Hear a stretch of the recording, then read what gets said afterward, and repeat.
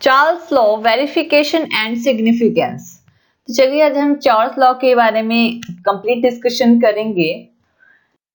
इस लॉ को जैक्विस चार्ल्स ने 1787 में रिप्रेजेंट किया था और उसके बाद जोसेफ गे लुकस ने इसे एक्सटेंड किया था 1802 में। तो ये जो लॉ है ये क्या बताता है? इस लॉ में हमने प्रेशर जो है वो कांस्टेंट रखना है, लेकिन गैस का हमने प्रेशर जो है वो कांस्टेंट रखना है, लेकिन जो वॉल्यूम है गैस की वो इंक्रीज और डिक्रीज होगी 1/273 से। ठीक है, तो इसमें प्रेशर को कांस्टेंट रखा है और जो वॉल्यूम है मास ऑफ गैस की वो इंक्रीज और डिक्रीज होगी बाय 1/273। उसकी जो वॉल्यूम होगी वो इंक्रीज डिक्रीज होगी और उस टाइम पे 0 डिग्री सेल्सियस टेम्परेचर होगा। 0 डिग्री सेल्सियस पे एवरी 1 डिग्री सेंटीग्रेड राइज होगा या फिर फॉल होगा, यानी कि या तो बढ़ेगा या गिरेगा इस टेम्परेचर से।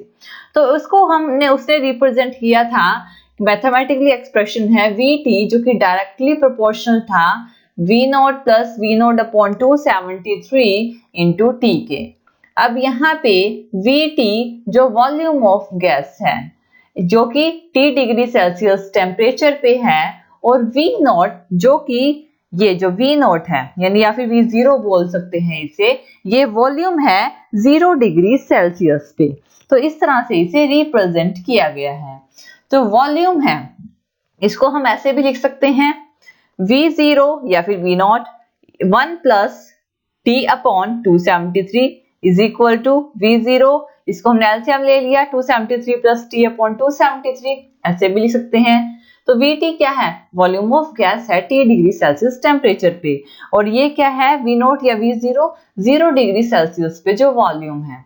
तो वॉल्यूम जो है प्रेशर को कांस्टेंट रखा गया है। ठीक है, वॉल्यूम है जो मास है गैस का, सर्टेन मास है गैस का किसी भी टेम्परेचर पे, उसे हम कैलकुलेट करते हैं अलग अलग रिएक्शंस के थ्रू। जैसे कि यहाँ पर अगर 10 डिग्री सेल्सियस टेम्परेचर है, वॉल्यूम कांस्टेंट है, वॉल्यूम जो 10 डिग्री सेल्सियस टेम्परेचर पे, तो V0 प्लस यानी कि V0 plus V0 into 10 upon 273 यही रहेगा। ठीक है, नेक्स्ट है अगर 1 डिग्री सेल्सियस है V0 plus V0 upon 273। Next अगर -1 डिग्री सेल्सियस है तो V0 माइनस में आ जाएगा V0 अपॉन 273। अगर -20 डिग्री सेल्सियस है तो V0 माइनस 20 V0 अपॉन 273। अगर -273 डिग्री सेल्सियस टेम्परेचर है तो V0 माइनस 273 V0 अपॉन 273 यानी कि इज इक्वल टू 0। ठीक है, तो ये क्या बताता है कि ये जो कंडीशन है ये क्या बताती है कि जो गैस होती है -273 सेल्सियस डिग्री टेम्परेचर पे उसकी 0 वॉल्यूम होती है, यानी कि वो 0 होती है, यानी कि उसकी कोई वॉल्यूम नहीं होती। इस कंडीशन में -273 डिग्री सेल्सियस पे गैस की कोई वॉल्यूम नहीं होती है। तो इसमें ये इसमें एग्जिस्ट करता है। इस टेम्परेचर से बिलो जो वॉल्यूम होती है वो यानी कि नेगेटिव में होती है, जो इसका जो मीनिंगलेस होती है, यानी कि ये होती ही नहीं है, कोई वॉल्यूम नहीं होती है। अब यहाँ पर देखिए एक ग्राफ के अकॉर्डिंग समझेंगे। ये जो ग्राफ है टेम्परेचर जो कि डिग्री सेल्सियस और वॉल्यूम मिलीलीटर में रिप्रेजेंट किया गया है। इस ग्राफ के अकॉर्डिंग ये इस तरह से लाइन ली गई है। ये जो टेम्परेचर है -273 डिग्री सेल्सियस टेम्परेचर है, यानी कि ऐसा टेम्परेचर जहां पे गैस की कोई भी वॉल्यूम नहीं होती, यानी कि मीनिंगलेस है। तो यानी ये जो कंडीशन है, यानी ग्राफ की ये जो कंडीशन है, ये जैसे एक्स एक्सिस और वाई एक्सिस के अलग दिखाई गई है। ये है एक्स एक्सिस, ये है वाई एक्सिस। ये नेगेटिव में टेम्परेचर है, ये पॉजिटिव में टेम्परेचर 100 200 300, ये -100 -200 -300, और जो वॉल्यूम है लीटर में 246 जो कि लीटर में वॉल्यूम है। अब देखिए इसमें अब हम इस पे प्लॉट करते, एक स्ट्रेट लाइन प्लॉट हुई है, हमने एक स्ट्रेट लाइन लगाई है। अब टेम्परेचर जो है 273 डिग्री सेल्सियस यानी कि यहाँ पे है, अब इसके बाद वो यहाँ से बढ़ना स्टार्ट कर रहा है 273 डिग्री सेल्सियस, मतलब कि यहाँ पे कोई वॉल्यूम नहीं है। टेम्परेचर जो है यहाँ तक नहीं पहुंचता, किसी भी लेबोरेटरी में आज तक ये टेम्परेचर 273 डिग्री सेल्सियस तक नहीं पहुंचा है। ठीक है, यानी कि इसको कैलकुलेट करना भी थोड़ा मुश्किल है कि यहाँ पे क्या है, इस टेम्परेचर तक क्या है, इसे कैलकुलेट करना भी थोड़ा हार्ड है। तो ये जो है, ये इसका अगर ग्राफ ड्रॉ किया जाए, इसका ये जो डिफरेंस होता है इसे वी नोट से रिप्रेजेंट करते हैं। ठीक है, ये है वी नोट, जो वॉल्यूम है जीरो, यानी कि जो 0 डिग्री सेल्सियस टेम्परेचर पे, volume at 0 degree Celsius temperature पे। अब यहाँ पे इसका अगर ग्राफ जो टेम्परेचर और वॉल्यूम के बीच में रिप्रेजेंट किया जाए, यानी कि वी टी ग्राफ इसे बोलेंगे, वी टी ग्राफ प्लॉट किया जाए, तो यहाँ पे ये जो टेम्परेचर है -273 डिग्री सेल्सियस से लेते हैं। ये क्या है, यहाँ पे 1 2 3, ठीक है, अलग अलग उससे रिप्रेजेंट किया गया है इसके अकॉर्डिंग कि अगर टेम्परेचर बढ़ रहा है तो यहाँ पर अलग अलग गैसेस ली गई हैं। ठीक है ना, इसमें अलग अलग गैसेस ली गई हैं, लेकिन सेम अमाउंट में ली गई है। लेकिन दूसरी कंडीशन ये है कि अलग अलग गैसेस जो हमने सेम अमाउंट में ली है, लेकिन सेम गैस जो अलग अलग अमाउंट में ली है। दो कंडीशन ली है और दोनों का टेम्परेचर जो है वो -273 डिग्री सेल्सियस एक्सिस से लिया जाएगा, यानी कि 0 वॉल्यूम से उसे रिप्रेजेंट किया जाएगा, यानी कि ये जो पॉइंट है। तो हर एक लाइन जो इससे अबव जा रही है इसे आइसोबार्स बोलेंगे, क्योंकि इसमें जो वॉल्यूम वर्सेस टेम्परेचर के बीच में ये दिखाया गया है, जिसमें प्रेशर को कांस्टेंट रखा गया है। प्रेशर को क्या रखा गया है, कांस्टेंट रखा गया है। अब यहाँ पे ये कांस्टेंट प्रेशर के ऊपर सारा ग्राफ शो किया गया है। अब एब्सोल्यूट जीरो क्या होता है, एब्सोल्यूट जीरो एक लोएस्ट पॉसिबिलिटी होती है।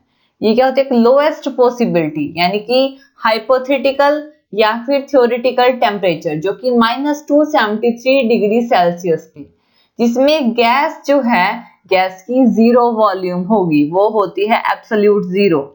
यानी कि वो पॉइंट जहां पे गैस का 0 वॉल्यूम है वो एब्सोल्यूट जीरो है। और गैस का 0 वॉल्यूम कहाँ पे है, -273 डिग्री सेल्सियस टेम्परेचर पे गैस का 0 वॉल्यूम है, यानी कि एब्सोल्यूट जीरो को रिप्रेजेंट करता है।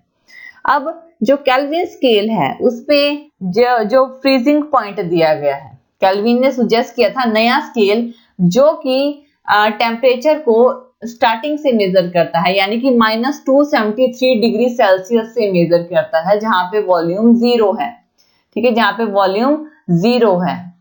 अब ये जो स्केल है टेम्परेचर कैसे केल्विन स्केल के नाम से जाना जाता है, या फिर एब्सोल्यूट स्केल के नाम से भी जाना जाता है। जो साइज होता है, जो डिग्री, जो केल्विन स्केल होता है, उसमें ये स्केल में जो फ्रीजिंग पॉइंट है वाटर का वो 0 डिग्री सेल्सियस है, या फिर 273 डिग्री एब्सोल्यूट बोलें, या फिर 273 के केल्विन बोलें, कुछ भी बोल सकते हैं।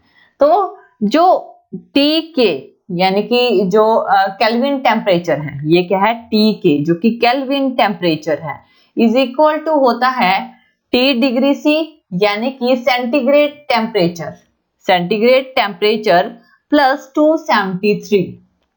ठीक है, ये क्या है, ये थर्मोडायनामिक स्केल इसे कहा जाता है। ये जो स्केल है इसे थर्मोडायनामिक स्केल कहा जाता है। तो ये इसमें हमारे चार्ल्स लॉ को ये रिप्रेजेंट करता है। लेकिन चार्ल्स लॉ के according Vt is equal to V0 273 plus T upon 273 होगा। अब यहाँ पे हमने ये कंडीशन पहले ही कर ली है। अगर हम 273 प्लस T को कैपिटल T पुट कर दें, यहाँ पे हमने कैपिटल T पुट कर दिया, तो ये जो है यहाँ पे हमने कैपिटल T पुट किया, तो Vt is equal to V0 कैपिटल T अपॉन 273 हो जाएगा। अब जो V0 है 273 है, V0 एंड 273, यानी कि ये और ये कांस्टेंट है। V0 और 273 क्या है, कांस्टेंट है। अगर ये कांस्टेंट है तो VT किसके होगा, डायरेक्टली प्रोपोर्शनल हो जाएगा T के, क्योंकि ये दोनों तो कांस्टेंट हो गए, तो T के प्रोपोर्शनल हो जाएगा। तो यहाँ पे V is equal to KT के इक्वल आ सकता है, यानी कि V डायरेक्टली प्रोपोर्शनल T लिख सकते हैं, अगर ये T हटा दें तो V is equal to KT के इज इक्वल टू आ जाएगा। K क्या है हमारा, कांस्टेंट है जो डिपेंड करेगा कि कितनी गैस है, ठीक है ना। तो यहाँ चार्ल्स लॉ क्या रिप्रेजेंट करता है कि जब प्रेशर को कांस्टेंट रखा गया है तो वॉल्यूम जो है, मास जो है गैस का, वो डायरेक्टली प्रोपोर्शनल होगा टेम्परेचर के, क्योंकि प्रेशर कांस्टेंट है, प्रेशर को ना बढ़ाया जा रहा है ना घटाया जा रहा है।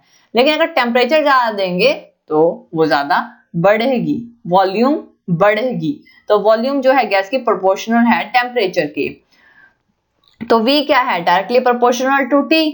तो ये क्या है, V is equal to KT के इक्वल है, तो V upon T is equal to constant at constant pressure, constant होगी, कांस्टेंट के इक्वल होगी, लेकिन कांस्टेंट प्रेशर पे होगी। अब देखिए अगर V is equal directly proportional है, ठीक है, ठीक है, तो यहां से क्या है, V upon T is equal to constant हो गई, तो V1 upon T1 is equal to V2 upon T2 के इक्वल ही रहेगी। कांस्टेंट प्रेशर तो फिलहाल भी कांस्टेंट है। V1 T1 इनिशियल कंडीशन है, ठीक है, और डिग्री ऑफ केल्विन की। अब हमने अभी भी प्रेशर को कांस्टेंट रखा गया है, लेकिन टेम्परेचर को चेंज कर दिया V2 T2, लेकिन अगर टेम्परेचर चेंज होता है तो ऑब्वियसली वॉल्यूम में भी चेंजमेंट आता है। तो चार्ल्स लॉ क्या है, बहुत हेल्पफुल है एक न्यूमेरिकल प्रॉब्लम्स को सॉल्व करने के लिए। इसमें हम इसके सारे प्रॉब्लम्स को सॉल्व इजीली कर सकते हैं। अगर हमें प्रेशर यानी कांस्टेंट प्रेशर है, हमारे पास प्रेशर को इसमें कांस्टेंट रखा गया है, इसके सिग्निफिकेंस के अकॉर्डिंग अगर टेम्परेचर और वॉल्यूम में ग्राफ ड्रॉ किया जाए कांस्टेंट प्रेशर पे, तो ऑब्वियसली टेम्परेचर बढ़ेगा तो वॉल्यूम तो बढ़ेगी ही बढ़ेगी, लेकिन चार्ल्स लॉ में प्रेशर कांस्टेंट रखा गया है, ये इसका सिग्निफिकेंस है। अब जैसे हीटिंग इफेक्ट होता है तो डेंसिटी, जैसे कि अगर आप वाटर को बॉईल करते हो तो क्या होगा, उसमें से स्टीम निकलेगी, टेम्परेचर बढ़ा रहे हो स्टीम ज्यादा निकलेगी, लेकिन प्रेशर आपने उतना ही रखा हुआ है, तो फिर क्या वॉल्यूम तो बढ़ेगी ना उसकी, तो क्योंकि स्टीम तो ज्यादा प्रोड्यूस हो रही है, बेशक प्रेशर कांस्टेंट है, तो डायरेक्टली प्रोपोर्शनल होता है ये। Thank you for watching this video. और ज्यादा अपडेटिंग वीडियोस के लिए आप हमारे चैनल लर्न एंड ग्रो पर हमें सब्सक्राइब कर सकते हैं। Thank you.